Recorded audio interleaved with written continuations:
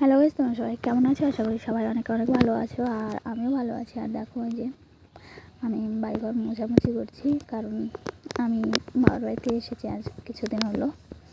তো আসার পরে দেখছি ঘর বাড়িগুলো ধুলো হয়ে আছে, আর মা একা একা কাজের সময় পাচ্ছে না মোছার, তাই আমি মুছে দিলাম। দেখো, খুব একটা ভালো পারি না, মা অনেক ভালো পারে, আমি মায়ের মতো পারি না অতটা, তবুও চেষ্টা করছি মুছে দেওয়ার। এই যে দেখো, উঠানটাও মুছেছি, উপরে পুরোটা মোছা হয়ে গেছে। আর এখন ধাড়িগুলো মুছে দিচ্ছি সাদা মাটি দিয়ে। আর এগুলো শুকানোর পর অনেকটাই সুন্দর লাগে, সাদা ফকফকে হয়ে যায়, সেই জন্য সাদা মাটিতে মোছামুছি করছি। আর গাইস দেখো, এই যে আমি যে মুছেছি, তারপরে যে শুকোনোর পরে এটা আবার ভিডিও করেছি। দেখো কত সুন্দর লাগছে দেখতে, সাদা একদম।